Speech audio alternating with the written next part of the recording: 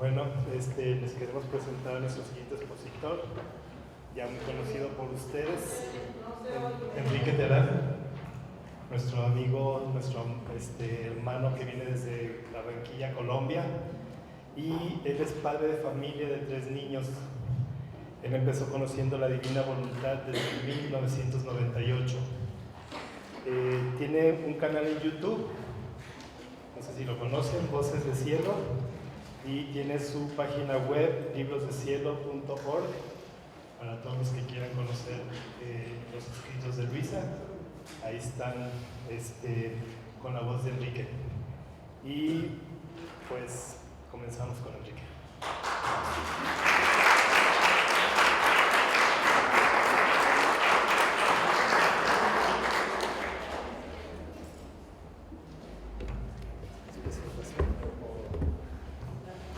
Muy buenas tardes, buenos días, buenos días todavía. Padre Ángel, imploro su bendición para que como ministro me haga el envío para que sea Jesús a través de mí hablando lo que quiera decir.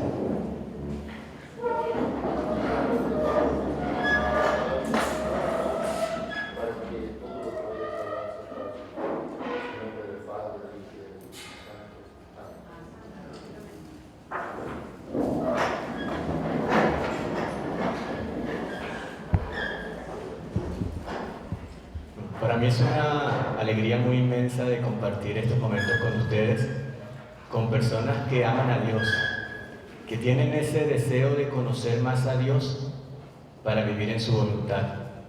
Y creo que ese es el motivo por el cual estamos haciendo retiro. Pidámosle a Dios que todas las verdades que Él nos dé a conocer se traduzcan en acciones, en actos. Que no sea un mero conocimiento intelectual, sino que sirva para acrecentar más nuestra unión con Dios, acrecentar más esa vida divina que Dios ha puesto en nosotros. Una de las prácticas que yo realizo cuando leo los volúmenes del Libro de Cielo es que trato de buscar en cada verdad conocida como cuál es la práctica que Jesús quiere que haga de esta verdad. O sea, porque no solamente, ya lo sé, ya, no. En cada verdad Jesús nos dice algo. Y es importante saber qué es lo que Jesús nos dice para llevarlo a la práctica. En un capítulo... Vamos a subir tantito para que todo el mundo te pueda ver.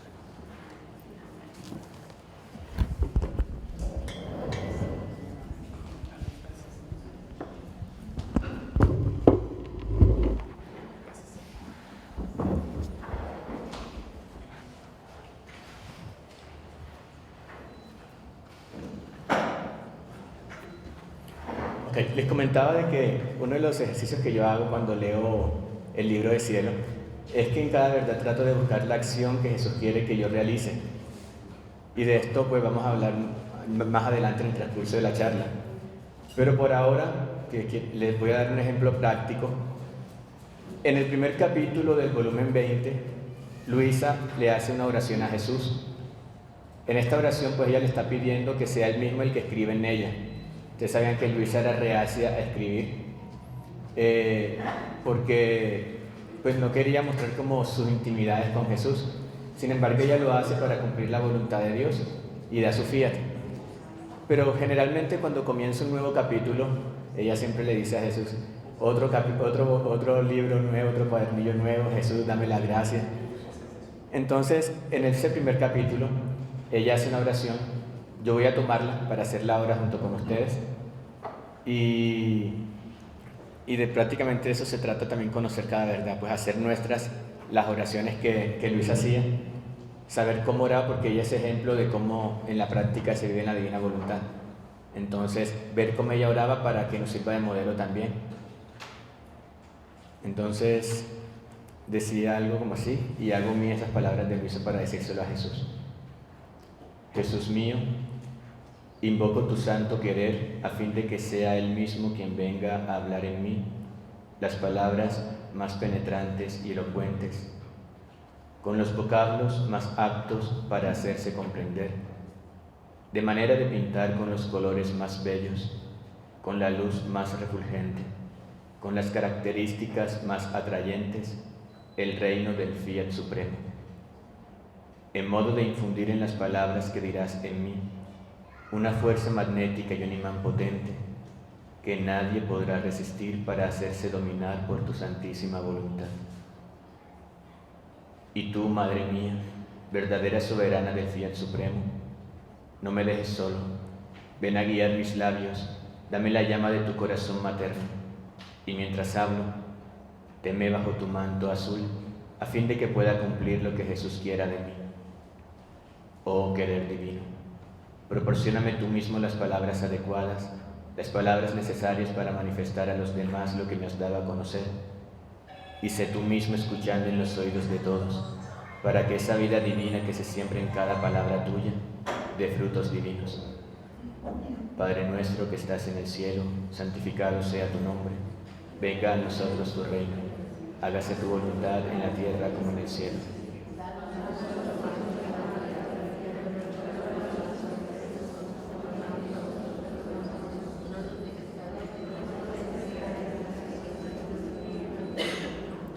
Dios te salve María, llena eres de gracia, el Señor es contigo. Bendita eres entre todas las mujeres, y bendito es el fruto de tu vientre, Jesús.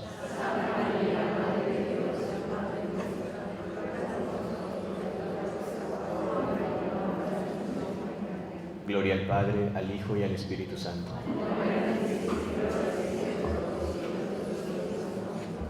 Y gloria a María Santísima, porque ella hizo obrar a la divina voluntad.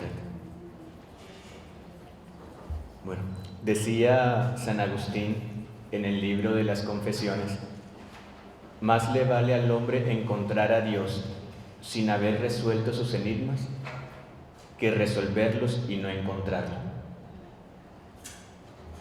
Dios quiere que le conozcamos, por eso Él se ha revelado al hombre. Sin embargo, ese conocimiento debe llevarnos a una unión más profunda con Él, debe llevarnos a la santidad. Y este conocimiento de la divina voluntad debe llevarnos a la santidad divina, debe llevarnos al origen, a regresar a ese puesto, a esa finalidad para el cual fuimos creados. No se trata de buscar conocer a Dios con la razón para satisfacer una curiosidad, sino para comprender el misterio de su voluntad. Pues haciendo su voluntad del modo como Dios quiere que se haga, es decir, haciéndola aquí en la tierra, como se hace en el cielo, es que el hombre va a adquirir la plena felicidad. Y plena felicidad en la tierra. Hay muchos que dicen, no, cuando uno se muere es que va a ser feliz. Es verdad, en el cielo hay plena felicidad. Pero Dios quiere traer esa felicidad aquí a la tierra. Por eso en el Padre Nuestro dice que hágase su voluntad, en la tierra como en el cielo. Entonces, dejémonos inundar por ese amor de Dios que nos quiere hacer felices. Y digámosle siempre sí. Busquemos a Dios, pero como les dije, no por el hecho de, ya sé, ya tengo mucho conocimiento, no, sino que se haga vida en nuestra alma cada conocimiento. Y yo comencé esta plática con esta frase de San Agustín, porque a veces escuchamos charlas, leemos libros espirituales y podríamos caer en un intelectualismo religioso, a manera de los fariseos. Los fariseos conocían mucho las escrituras, pero su corazón estaba lejos de Dios. Y nos podríamos caer, digamos, en la tentación de olvidarnos de la verdadera esencia del conocimiento de Dios, que es conocer la verdad con B mayúscula, a Dios. La verdad que nos hará libre en el tiempo y en la eternidad. Es importante también conocer cómo hay verdades que son fundamento, que nos sostienen. Una de ellas es que Dios es amor. Otra de ellas es de que todo lo que sucede lo permite Dios para los que lo aman. Y otra, que no hay nada imposible para Dios. Y que aunque a los hombres les parezca imposible, para Dios no hay nada imposible. Esas tres verdades las tengo siempre muy presentes porque nos van a librar de muchas tentaciones. Y hablando de este conocimiento de Dios, también cabe recordar que no debemos medir a Dios a través de nuestras limitaciones humanas, porque Dios sobrepasa nuestra inteligencia y Dios sobrepasa al hombre. Entonces, a veces creemos que como el hombre no es capaz, Dios tampoco es capaz. Como yo como hombre no soy capaz de perdonar tal cosa, Dios no es capaz. No, Dios sobrepasa todo, entonces no encasillemos a Dios dentro de nuestro pequeño intelecto.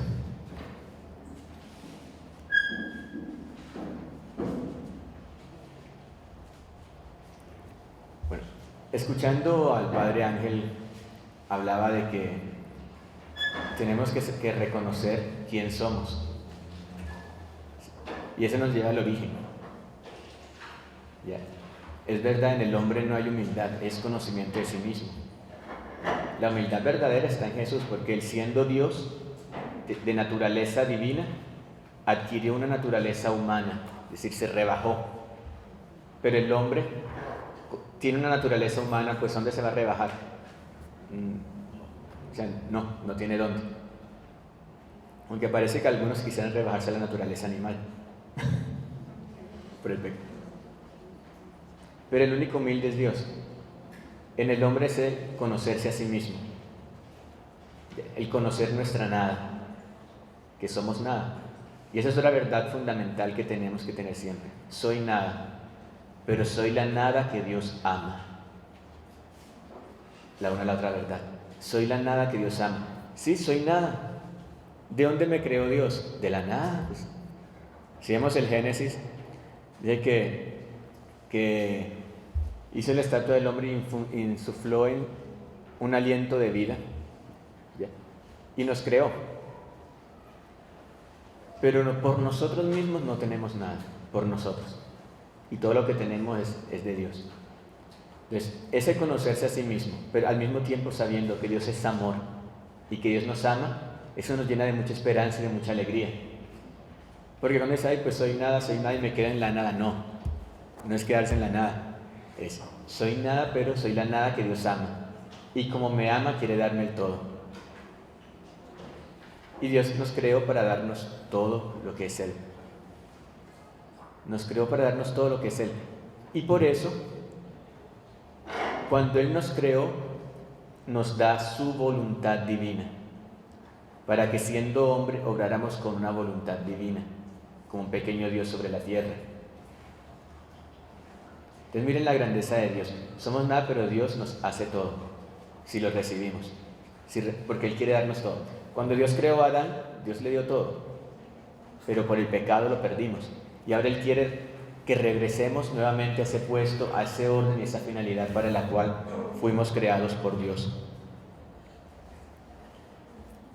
Entonces, en pocas palabras podríamos decir que Jesús quiere de nosotros que vivamos en su voluntad para hacernos felices, para Él desahogar su amor en nosotros y haya esa correspondencia, porque Dios tiene tanto para dar y quiere dar todos los bienes que Él contiene a sus hijos, que somos nosotros, pero para que lo podamos recibir tenemos que tener esa capacidad de nuestra alma de recibirlo, y esa capacidad de nuestra alma lo da la divina voluntad, la voluntad de Dios en nosotros.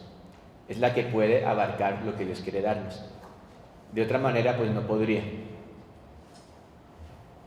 Entonces, Dios quiere eso.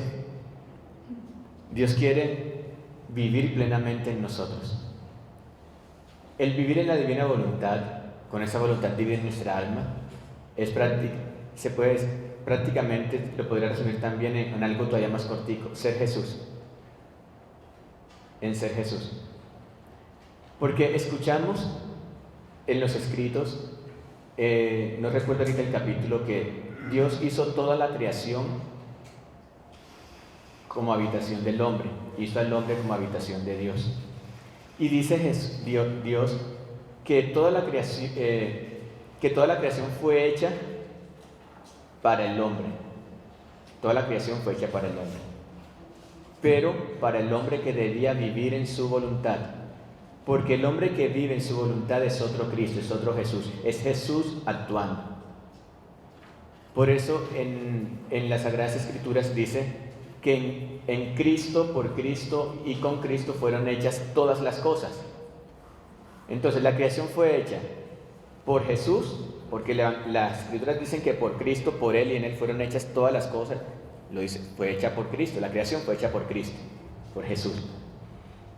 O fue hecha por el hombre, porque en otra parte nos dice que fue hecha por el hombre. Las dos son verdad. Fue hecha para el hombre que debía vivir en la divina voluntad, porque iba a ser otro Cristo. ¿Qué pasa cuando el hombre no vive en su voluntad? Cuando no es Cristo actuando y obrando plenamente en el hombre. Se está robando los bienes que hay en la creación, porque está gozando de la luz del sol, y la luz del sol Dios la creó para Jesús, viviendo en él, obrando en el hombre. Para el hombre que dejaba actuar esa voluntad de Dios en el hombre.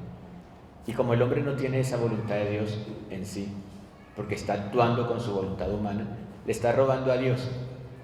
Le está robando la luz del sol, le está robando el agua, le está robando el aire, le está robando la vida, porque no le da la correspondencia. Entonces Dios nos hizo para que Jesús, Dios, con esa voluntad divina en nosotros, obrara plenamente, hiciera cada uno de nuestros actos. Cuando el hombre pecó, Dios inmediatamente nos dio la esperanza de que íbamos a regresar a ese estado de justicia original. Porque apenas hubo el pecado, Dios le dijo a la serpiente: pondré enemistad entre tú y la mujer, entre tu descendencia y la suya, y tu descendencia, y le pisará la cabeza. Ahí, eso es el anuncio de la redención. Entonces ya, desde el momento de la caída, ya Dios había prometido la redención al hombre. Ya la había decretado, es un decreto. Y como es un decreto, pues tenía que pasar. Y el hombre, hiciera lo que hiciera, ante un decreto divino no puede hacer nada, se tiene que dar. Y así como decretó la redención, decretó la venida del reino de Dios en la tierra, el tercer fiat. Es un decreto divino.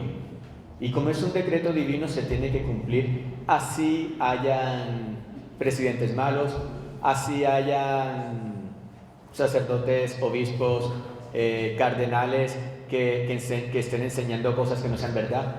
No importa, contra Dios no hay nada imposible. Y todas las fuerzas malignas no van a hacer nada contra un decreto divino. Personalmente, cuando yo escucho todas esas noticias, no, qué tal, que no sé qué, de las cosas que suceden en la iglesia, no, que este cardenal que dijo que no sé qué tal, que está en contra, y digo, bueno, pues lo único que puedo hacer es reparar, hacer actos de reparación y ya, porque pues yo no estoy ahí en la élite de la iglesia allá con los ministros para poder hacer algo. Entonces ni me pongo a criticar a esas personas, porque ahí podríamos salirnos de la voluntad de Dios con la crítica. Dios quería que lo conociera para que hiciera una acción de reparación, de unirme a su dolor, para reparar por todo y para seguir pidiendo que venga el reino de Dios. ¿Por qué? O sea, tenemos que tener esa fe absoluta de que el reino es un decreto, y los decretos de Dios nadie los puede detener, y mucho menos el hombre. Mucho menos el hombre. O sea, por mucho que tú hagas o no hagas, no, nadie los puede detener. Y Jesús dijo también, me hace acordar ahorita, de que cuando Él nombra a San Pedro Papa, en el momento del episodio cuando dice: tú eres Pedro, y sobre esta piedra edificaré mi iglesia, y las puertas del infierno no prevalecerán sobre ella, le da una promesa también a su iglesia, que las puertas del infierno no prevalecerán sobre ella. Entonces, ¿de qué me preocupo lo que está pasando allá?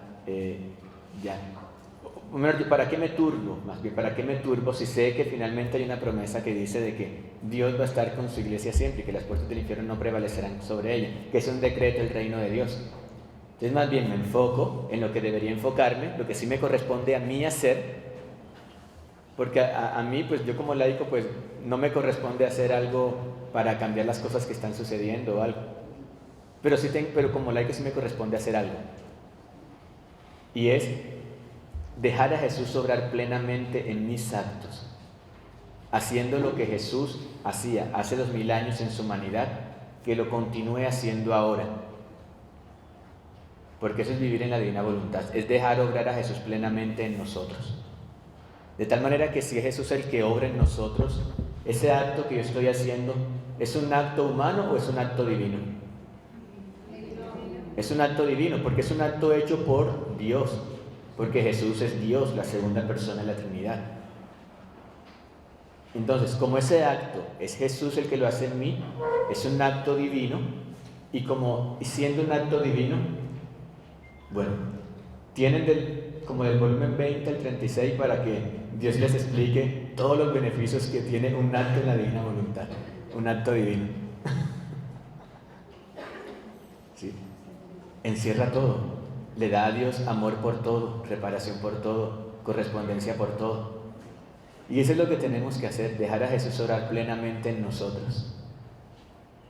Ahora, no es únicamente, eso no se resuelve con solamente decir, ven Jesús a vivir en mí y ya, y después me olvido de todo y sigo haciendo mis cosas distraídos y dejando que salgan a flote mis miserias, los pecados y todo eso. No. Para dejar obrar Jesús a nosotros plenamente, en libertad, que realmente sea un acto divino, un acto hecho por Jesús, tenemos que hacer lo que Jesús hacía cuando vino hace 2000 años en su humanidad santísima. Porque si Jesús se hizo hombre y tomó una humanidad, ¿era para qué? Para acercar al hombre a Dios y que a través de nosotros, en otra humanidad, que es la humanidad de cada uno de nosotros, Él continuara su obra en nosotros. Decía San Atanasio, y que está en el Catecismo de la Iglesia Católica, numeral 466, si no estoy mal. Porque el Hijo de Dios se hizo hombre para hacer al hombre Dios. ¿Ya? Y se trata de eso. Dios se hizo hombre para que el hombre tuviese esa capacidad de unir una voluntad humana con una voluntad divina, porque Jesús lo hizo en su propia humanidad. Como Jesús lo hizo en su propia humanidad, ya nosotros tenemos la facultad de unir nuestra voluntad a la voluntad de Dios, de llamar a Jesús a que venga a unirse con nosotros para que haga en nosotros todo lo que tenemos que hacer. También dice la Biblia, la palabra de Dios, que de lo que hay en tu corazón habla tu boca. Es decir, que nuestro exterior debe ser un reflejo de lo que hay en nuestro interior. Entonces, para que Jesús se sienta libremente obrante en nosotros, en cada uno de nuestros actos, tenemos que estar muy atentos a dejarlo obrar, a no hacer cosas que van a impedir que Jesús obre.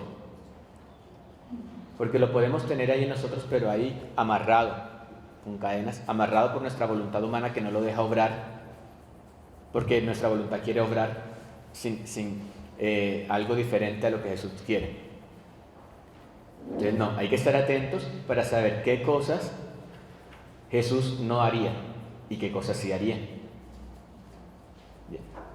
Por ejemplo, ven Jesús a hablar en mí, pero comienzo a murmurar contra otras personas, a hablar mal. Ay, imagínate que fulanita el día se estaba con tal, ¿qué tal? ¿Hizo que va a misa todos los días? ¿Ustedes se imaginan a Jesús en esas? Entonces, y si decimos, ven Jesús a vivir en mí, y comenzamos a murmurar mal del hermano, ¿será que es Jesús viviendo? ¿Realmente? Entonces podemos caer en una mentira, en palabras. Porque la escuela divina voluntad ni siquiera es de palabras, es de una actitud continua. Inclusive decía, me acordé ahorita de otro capítulo, hago paréntesis, en el volumen 20, capítulo 5, si no estoy mal, dice que las palabras no forman la oración.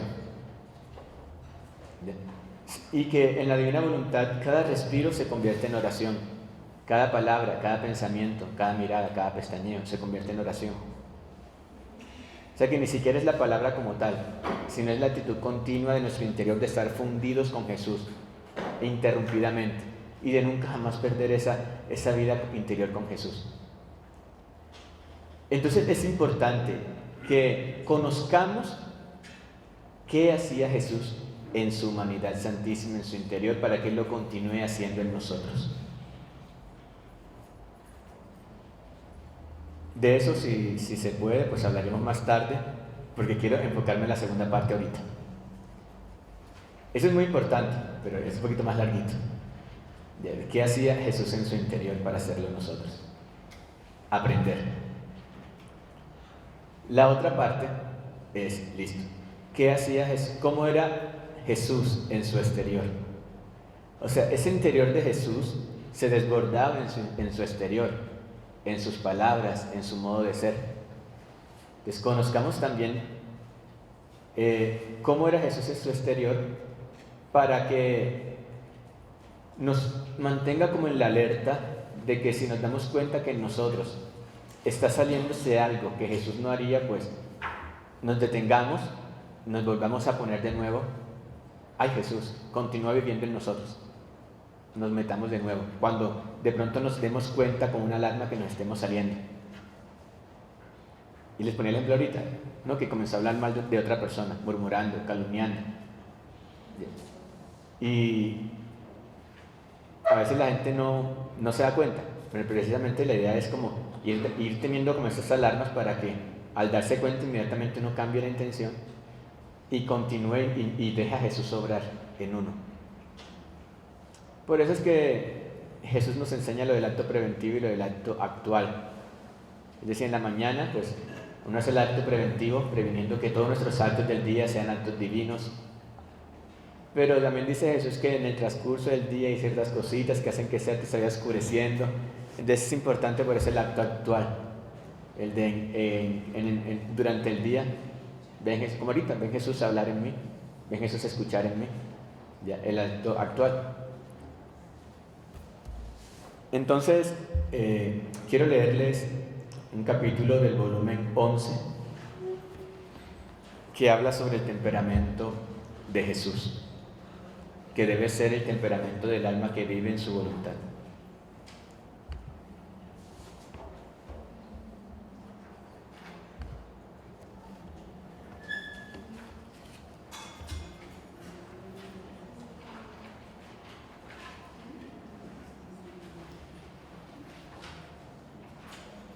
Es el capítulo 6 del volumen 11.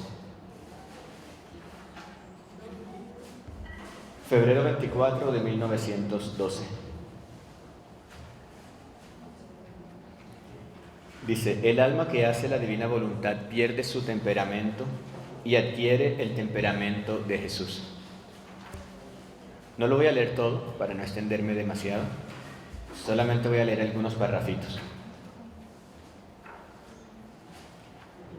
Luisa le pregunta a Jesús, amor mío, dime, ¿y mi temperamento cuál es? Y Jesús, quien vive en mi voluntad pierde su temperamento y adquiere el mío. Así que en el alma que hace mi voluntad se descubre un temperamento afable. Definición de afable: agradable, dulce, suave en la conversación y en el trato. Así era el temperamento de Jesús.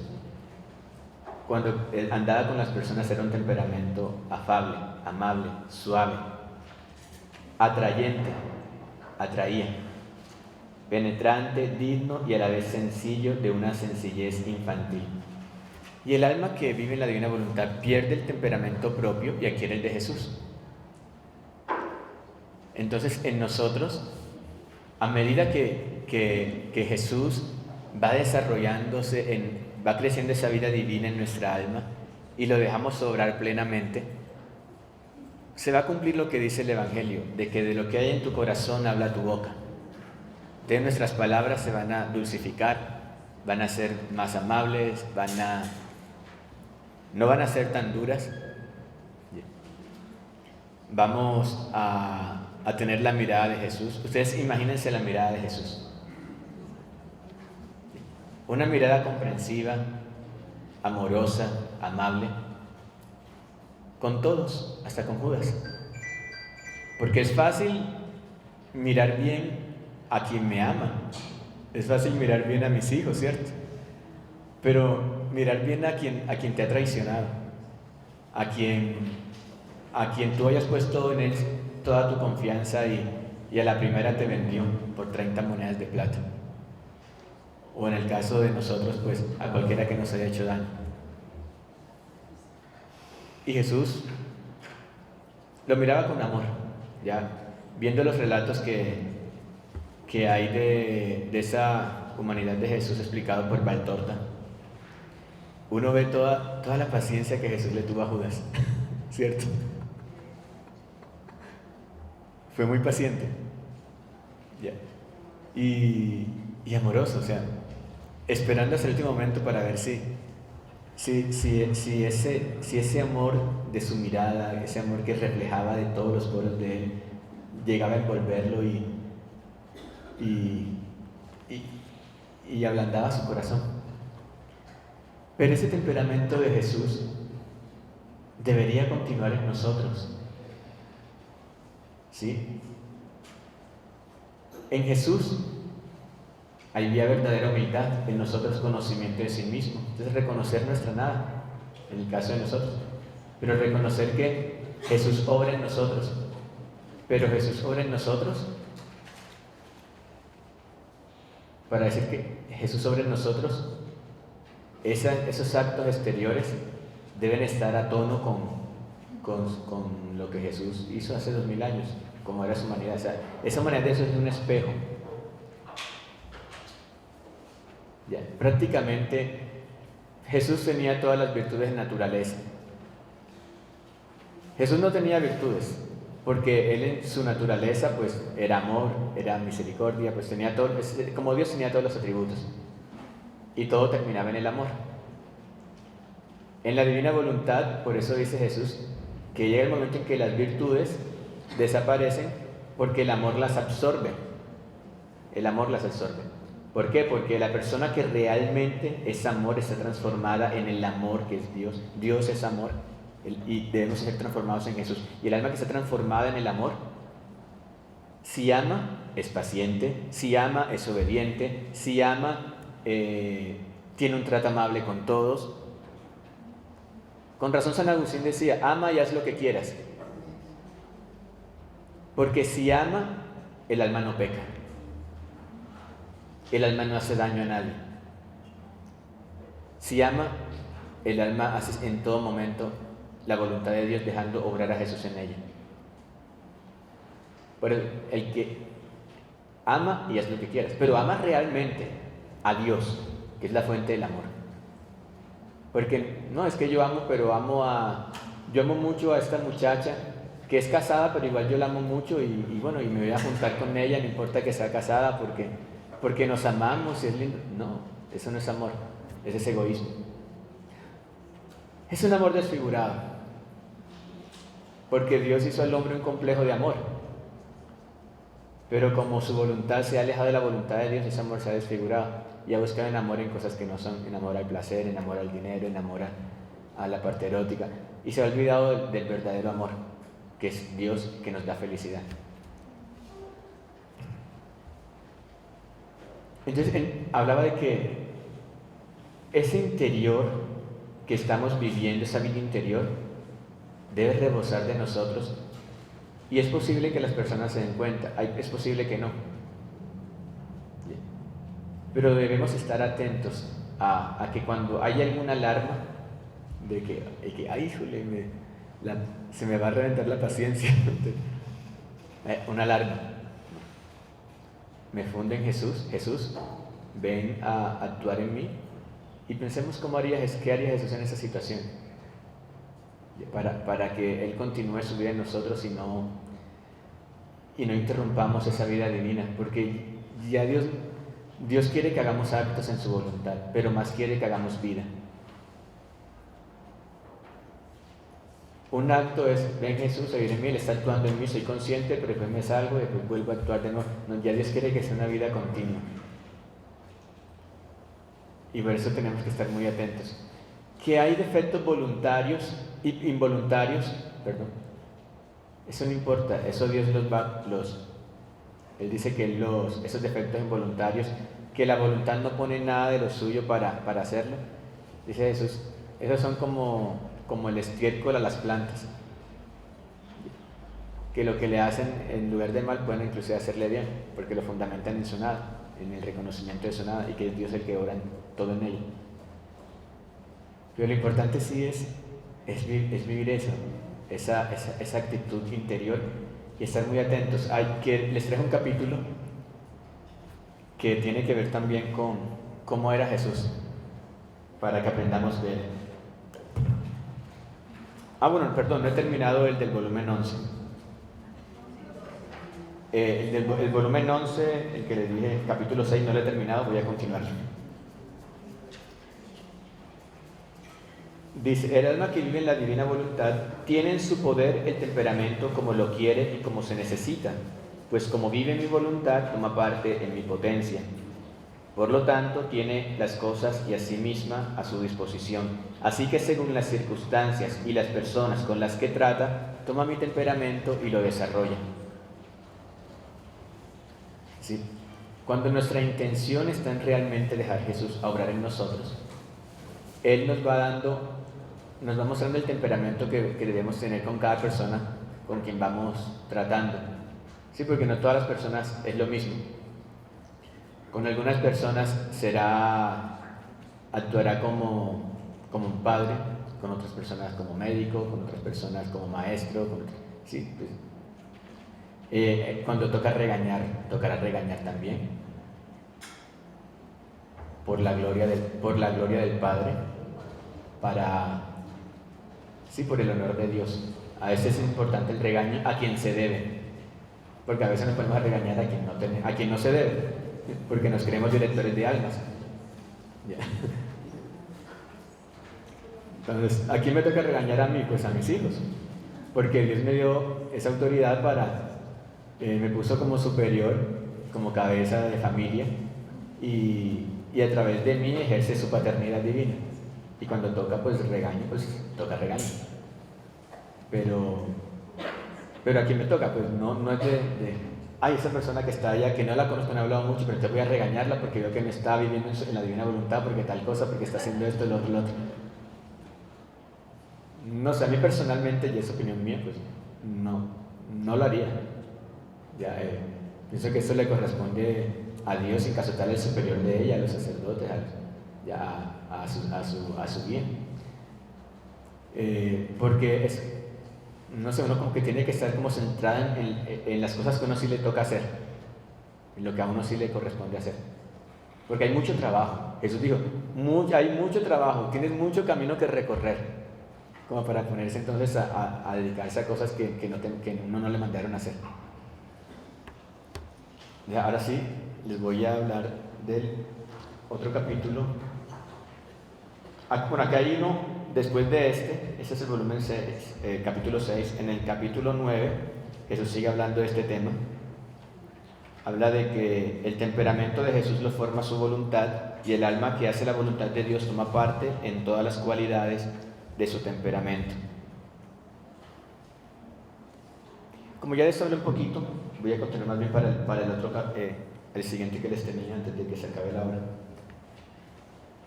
Volumen 7, capítulo 70.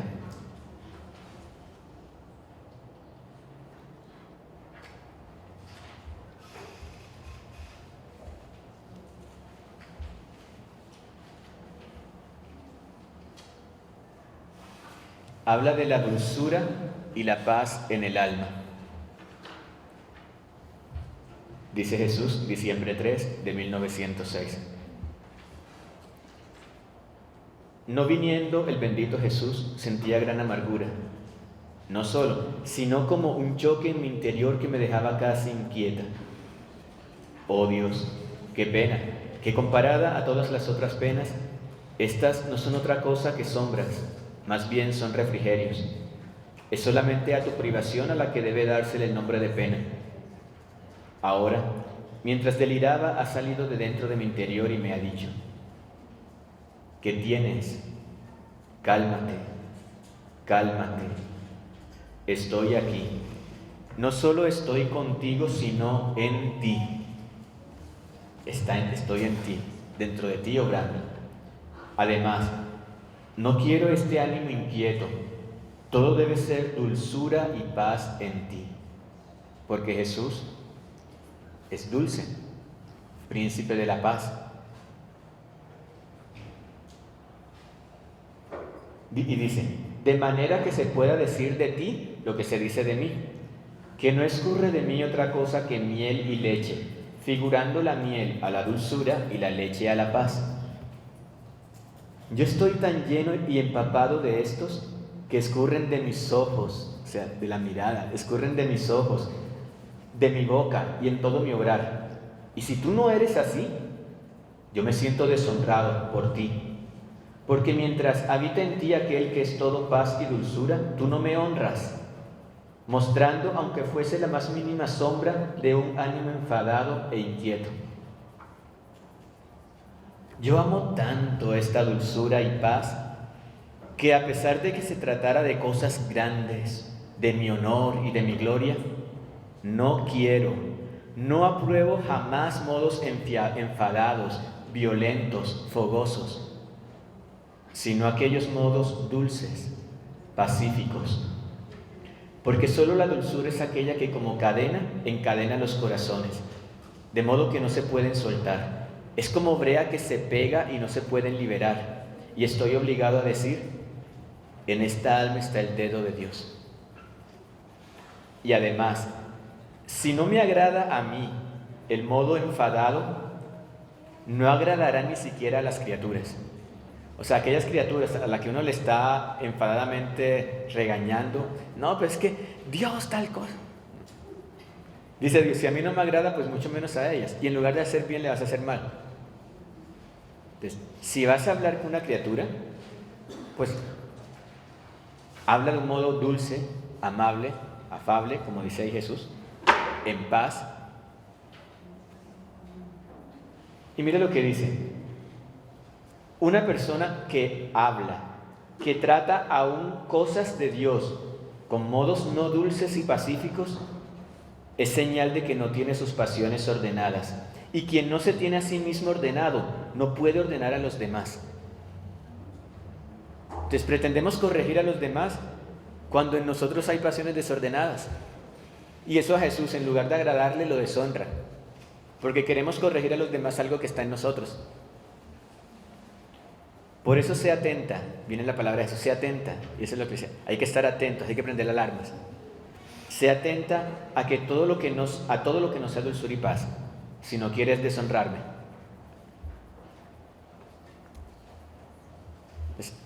Es importante conocer cómo era el modo de Jesús, para dejarlo actuar plenamente en nosotros. Ya para terminar, quiero leerles el último párrafo, y es del volumen 2, capítulo 50.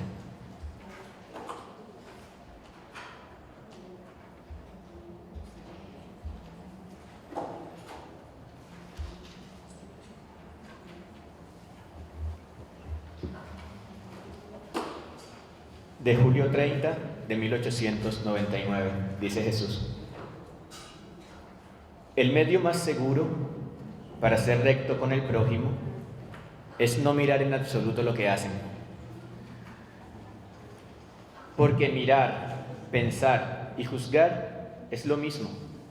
Además, mirando al prójimo, vienes a defraudar la propia alma, por lo que sucede que no se es recto consigo mismo, ni con el prójimo, ni con Dios.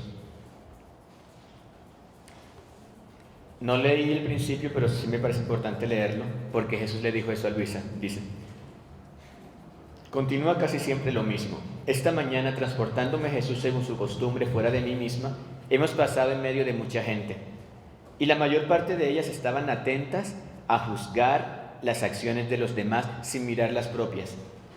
Y mi amado Jesús me ha dicho eso, que mirar, pensar y juzgar es lo mismo. Si Jesús, que tenía todo el poder de juzgar y condenar, no lo hizo, ¿por qué lo vamos a hacer nosotros? ¿Recuerdan el caso de la mujer adúltera que le iban a apedrear? Y Jesús dijo, el que esté libre de pecado, que tire la primera piedra. Nadie la tiró, porque ninguno estaba libre de pecado. Bueno, sí estaba alguien libre de pecado, que era él. Él sí podía tirar la piedra porque estaba libre de pecado. Si nadie dice, mujer, ¿qué ha pasado? ¿Se fueron? Sí, Señor.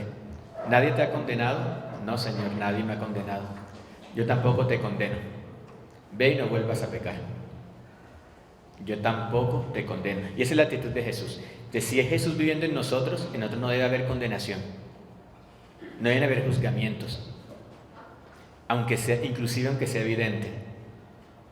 Aunque sea evidente, porque no conocemos el interior de la persona. No conocemos los motivos que la persona tiene para hacerle eso que está haciendo. Inclusive en el ámbito religioso pueden que estén haciendo cosas malas creyendo que son buenas. O sea, pero ¿por qué me dice? Sobre eso pasa en las comunidades religiosas. Yo estuve en una comunidad religiosa y a veces uno no entendía cosas, pero uno decía, o sea, esa persona que está siendo injusta conmigo, porque está siendo injusta, es evidente la injusticia, pero seguramente esa persona es buena, seguramente en su interior cree que es justo y cree que con eso le está dando gloria a Dios. Entonces yo no tengo por qué juzgar su interior, no tengo por qué juzgar a la persona en sí, porque las acciones malas uno las puede juzgar. No, esta acción como tal, esto es pecado, pero la persona no, porque uno no conoce la intención del corazón. Y así como hay obras santas que ante Dios le dan ganas de vomitar porque tienen una mala intención, porque están enfangadas por una intención que no es por la gloria de Dios, sino es por un fin egoísta, humano, propio. Como por ejemplo aquellos que dan limosna para que la gente los vea, y no por amor a Dios, sino para que los vea. Esa es una obra santa, dar limosna, pero a Dios le da ganas de vomitar, porque está manchada del egoísmo, de no hacer las cosas por Dios. Entonces, como no conocemos las intenciones, pueden haber personas que hagan algo que a nosotros no nos guste o que consideremos injusto, pero tampoco podemos condenarlas, porque primero Jesús no condenaba a la persona. Al pecado, pues sí. Por eso decía, vete y no peques más. O sea, te está diciendo, ojo, yo te perdono, ya, te perdono. No te condeno, pero no peques. ¿Sí? Tampoco es que fui licenciado, no, pues ya, sigas, no peques, ojo. Entonces, sí, el pecado, hay que reconocer cuando una cosa es pecado, cuando no, pero la persona no hay que condenarla, ni juzgarla, porque mirar, pensar y juzgar es todo lo mismo. Y haciendo eso vas a defraudar tu propia alma y la de Dios, y vas a defraudar a Dios. Habla de deshonrarlo. Y se me viene a la mente, por ejemplo, el caso de San Pablo. San Pablo, el primer mártir de los cristianos fue San Esteban. ¿Recuerdan cómo murió Esteban? Murió apedreado. ¿Y quién era el que sostenía las túnicas de todos los que lo estaban apedreando? Era Pablo, que en ese momento se llamaba Saulo. Entonces Saulo de Tarso, aunque digamos fue cómplice, estuvo ahí cómplice de ese asesinato, porque les dijo, no, pues tírenle piedra, yo les tengo la túnica para que puedan para que la túnica no les estorbe en el lanzamiento de las piedras, yo se las tengo. Pablo, después de eso, comenzó a buscar cartas a las sinagogas para poder coger presos a todos los que se decían cristianos y los que seguían a Jesús.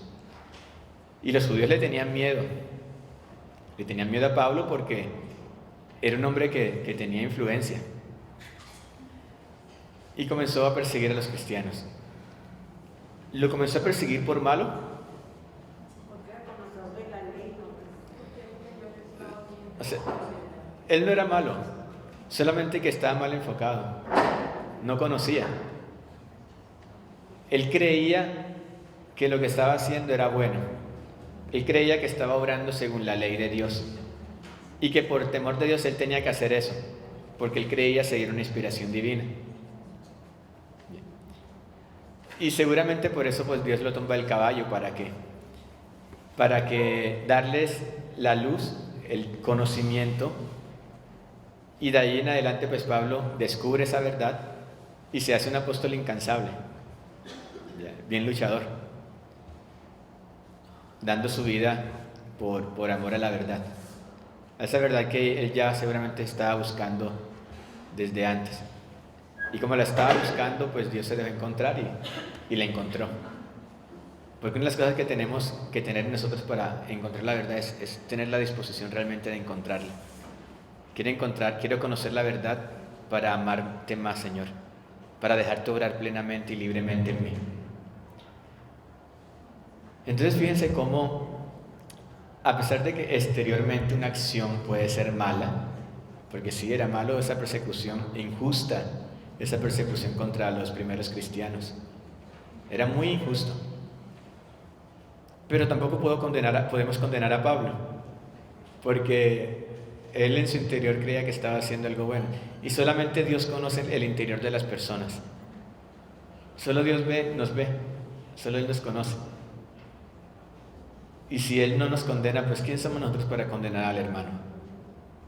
Y peor aún cuando lo calumniamos, cuando decimos cosas que lo van a difamar y ni siquiera son verdad. Lo que ya sería el chisme, todavía mucho peor, lo que se convertiría en murmuración de cosas que realmente no son. Y me ha tocado casos de personas